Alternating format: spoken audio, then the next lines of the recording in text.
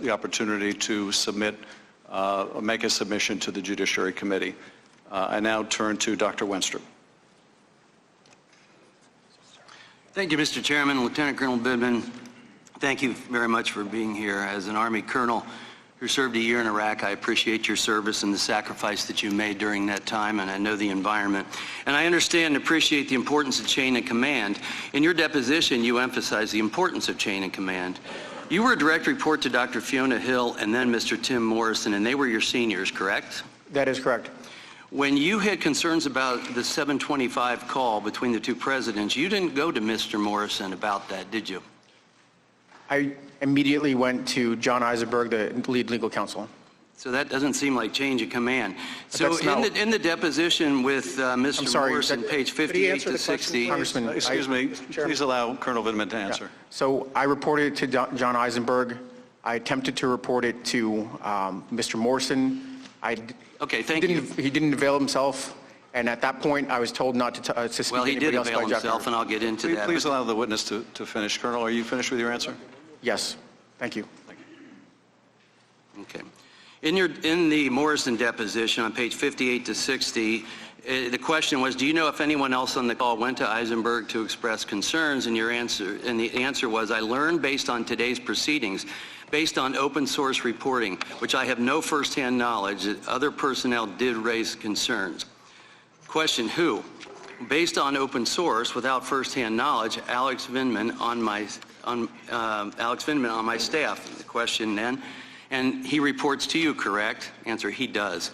Lieutenant Colonel Vindman's direct report was Mr. Morrison, and it didn't happen.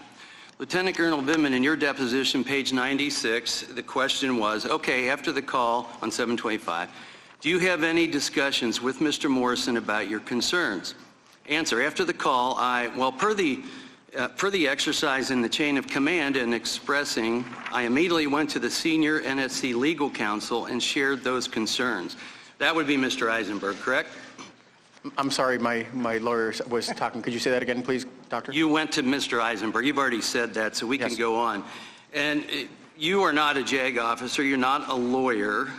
And on page 153 of your testimony deposition, in reference to that meeting with Mr. Eisenberg, you said, I was not making a legal judgment. All I was doing is sharing my concerns with my chain of command.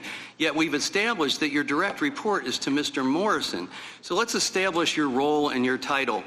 In your deposition, Lieutenant Colonel Vindman, page 200, 201, in a colloquy with Mr. Stewart, you said, I would say, first of all, I'm the director for Ukraine. I'm responsible for Ukraine. I'm the most knowledgeable.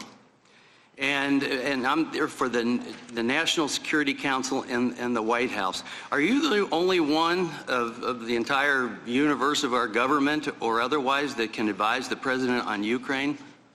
Couldn't someone like Ms. Williams also advise on Ukraine? It's in her portfolio. That's not typically what would happen. It would be, frankly, it would be Ambassador Bolton. So other people can advise on Ukraine besides you. Going on in your testimony, you said, I understand all the nuances, the context, and so forth surrounding these issues. On my judgment, I expressed concerns within the chain of command, which I think to me, as a military officer, is completely appropriate, and I exercise that chain of command. Lieutenant Colonel Vindman, on your deposition, page 259, you said, I forwarded my concerns through the chain of command, and the seniors then decide the action to take. Mr. Morrison's your senior. He didn't know about it. How can he decide an action to take? But that's what you said. In Mr. Morrison's deposition, page 60, the question is, at what point did you learn that Lieutenant Colonel Vindman went to Eisenberg? He said, about the 25th phone call? He said, yes, in the course of reviewing for this proceeding, reviewing the open record. So the next question, so Eisenberg never came to you and relayed to you the conversation? He said, no. He said, Ellis never did either? Not to the best of my recollection. So Mr. Morrison was skipped in your chain of command about your other concerns. So Mr. Morrison said he's the final clearing authority.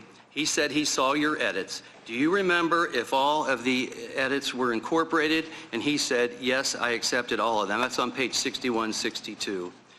So he believes all your edits were accepted. Let me ask you, were in your edits Did you insist that the word demand be put into the transcription between the conversation of the two presidents? I did not.